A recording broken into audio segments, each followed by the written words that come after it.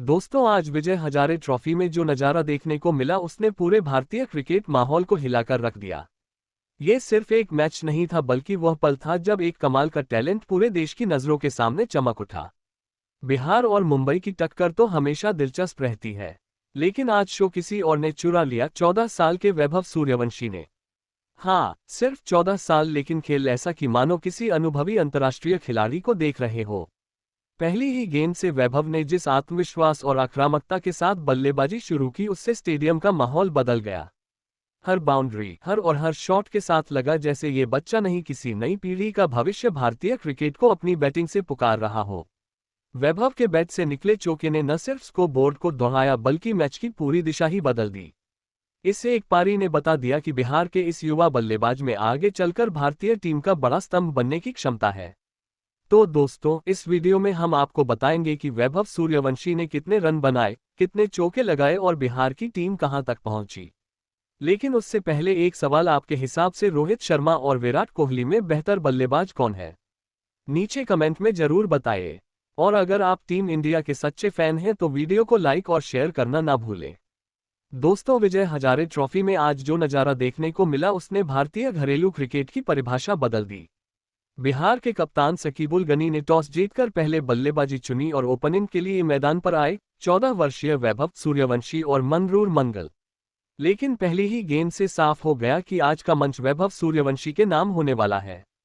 पहली गेंद का स्वागत करने के लिए क्रीज पर खड़े थे 14 वर्षीय प्रतिभा विस्फोट वैभव सूर्यवंशी और उनके साथ अनुभवी लेकिन शांत स्वभाव वाले मनरूर मंगल। गेंद हाथ में थी शार्दुल ठाकुर के सामने वैभव, और जैसे ही शार्दुल ने रनअप पूरा किया, किसी को नहीं पता था कि यह गेंद एक ऐतिहासिक मैच की शुरुआत कर रही है। पहली ही गेंद हल्का सा एंगल बाहर की ओर, वैभव ने कवर की दिशा में स्टेप आउट किया और पूरे शरीर का वजन डालकर गगनचुंबी मुंबई का ड्रेसिंग रूम भी हैरान। अगले 2 ओवरों में वैभव ने वही टेम्पो जारी रखा, कभी बैकफुट पंच, कभी उठा हुआ सीधा ड्राइव, कभी मिड विकेट पर पुल। हर शॉट में परिपक्वता और निडरता। दूसरी तरफ मंगल ने शानदार समझदारी दिखाई। वे वैभव को अधिक से अधिक स्ट्राइक देते रहे और जब ढीली गेंद मिली, उन्होंने भी कवर और स्क्वायर में चौके जमाए। पहले 10 ओवर में बिहार ने बिना किसी जोखिम के 98 रन बनाकर मुंबई पर पूरी तरह दबाव बनाया। दोनों ने मिलकर पहले विकेट के लिए 150 रनों की साझेदारी पूरी की। मंगल ने अपनी पारी में 58 रन बनाए, फुटवर्क कमाल का, विशेषकर स्पिन के खिलाफ। उन्होंने 3 शानदार चौके एक्स्ट्रा कवर की दिशा में मारे और एक बड़ा डीप स्क्वायर पर।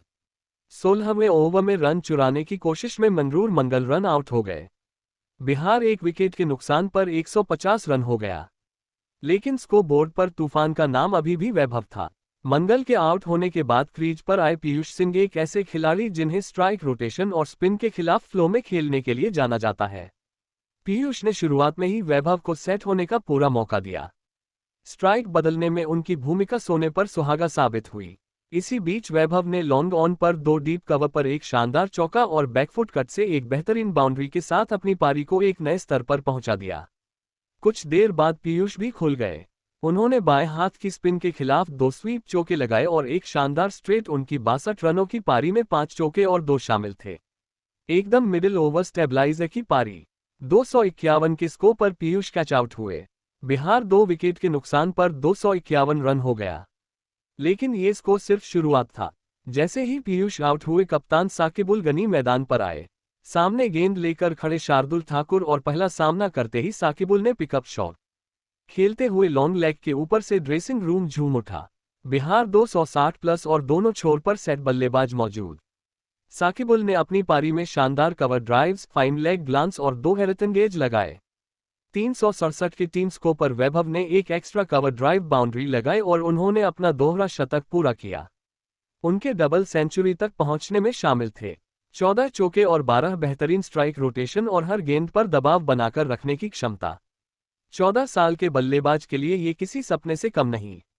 अब हर गेंद के साथ एक ही सवाल उठ रहा था, क्या रोहित का 264 टूटेगा? और फिर 46वें ओवर में आया वो पल जिसकी सभी को प्रतीक्षा थी। शार्दुल ठाकुर की गेंद, वैभव का पुल, गेंद स्टैंड्स में और वैभव 250 के पार। फील्ड बदली, गेंदबाजी बदली, रणनीतियां बदली, लेकिन कुछ नहीं रुका।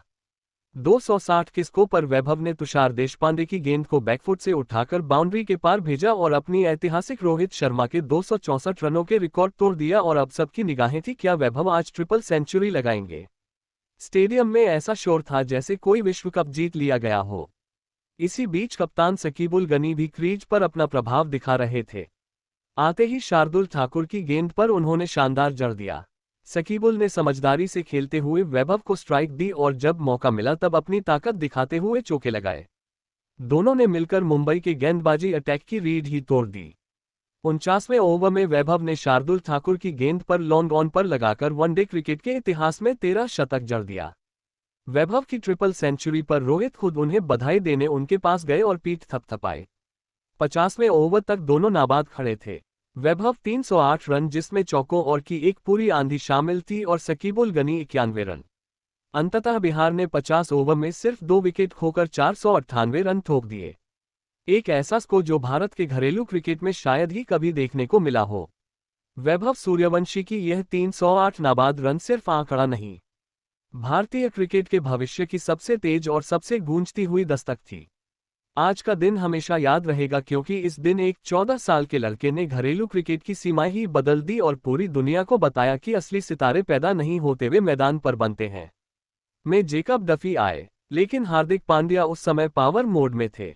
ओवर की तीसरी और चौथी गेंद पर उन्होंने लगातार 2 ठोक दिए। पहला स्क्वायर लेग के ऊपर से, दूसरा सीधे लॉन्ग ऑन में दर्शकों के बीच। ओवर के अंत में हार्दिक ने एक जोरदार चौका लगाकर स्कोरबोर्ड को और आगे खिसका दिया। इसके बाद आया 19वां ओवर और यह ओवर एसकेवाई का शो बन गया।